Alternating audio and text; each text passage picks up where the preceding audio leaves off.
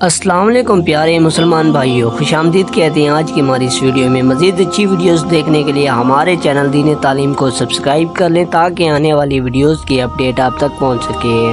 صبح ہوئی سورج نے اپنی کرنیں مدینہ منورہ پر چھوڑنا شروع کی۔ لوگ حضور پاک صلی اللہ علیہ وآلہ وسلم کی صحت معلوم کرنے کے لیے جمع تھے۔ حضرت محمد صلی اللہ علیہ وآلہ وسلم بستر مرض پر پڑے تھے جب حضرت علی بن ابی طالب کریم اللہ وجیہ ہجرہ اقدس صلی اللہ علیہ وآلہ وسلم سے نکل کر باہر آئے تو جو لوگ گھر کے سامنے کثیر و عام کی شکل میں کھڑے تھے حضرت علی رضی اللہ عنہ سے پوچھنے لگے، اے ابو الحسن رضی اللہ عنہ، رسول اللہ صلی اللہ علیہ وآلہ وسلم نے صبح کس حال میں فرمائی؟ حضور پاک صلی اللہ علیہ وآلہ وسلم کی صحت کیسی ہے؟ حضرت علی رضی اللہ عنہ نے فرمایا، اللہ کا شکر ہے، حضور پاک صلی اللہ علیہ وآلہ وسلم کی صحت ٹھیک ہے۔ حضرت عباس رضی اللہ عنہ بن ابو المطلب نے حضرت علی رضی اللہ عنہ کا ہاتھ پکڑا اور انہیں ایک طرف لے گئے، پھر ان کے کان میں کہا کہ میرا خیال ہے کہ رسول اللہ صلی اللہ علیہ وآلہ وسلم کی اس مرض میں وفات ہو جائیں گے، اس لیے آپ رضی اللہ عنہ جائیں اور حضور پاک صلی اللہ علیہ وآلہ وسلم سے دریافت فرمائیں کہ آپ رضی اللہ عنہ کے بعد اس امر خلافت کا حقدار کون ہوگا۔ اگر میں امر خلافت کے مستقل ہم لوگ ہوئے تو ہمیں اس کا عمل ہو جائے گا، کہ اگر دوسرے لوگ ہوئے تو حضرت محمد صلی اللہ علیہ وآلہ وسلم اس لیے حکم فرما دیں گے اور ہمیں اس کی وصیت کر جائیں گے۔ حضرت علی کریم اللہ وجیہ نے فرمایا کہ خدا کی قسم اگر ہم سے اس کی متعلق رسول اللہ صلی اللہ علیہ وآلہ وسلم نے دریافت کی تو ہمیں آپ صلی اللہ علیہ وسلم اس سے روک دیں گے، پھر لوگ ہمیں کبھی بھی نہیں دیں گے۔ خدا کی قسم میں اس خلافت کے بارے حضور اکرم صلی اللہ علیہ وآلہ وسلم سے کبھی نہیں پوچھوں گا۔ سبحان اللہ، کیسے پیارا واقعہ ہے۔ اگر آپ کو ہماری ویڈیو اچھی لگے تو ویڈیو کو لائک اور ہمارے چینل دین تعلیم کو سبسکرائب کریں تاکہ آنے والی ویڈیوز کی اپڈیٹ آپ تک بر وقت پہنچ سکے۔ تب تک کے لیے اللہ حافظ۔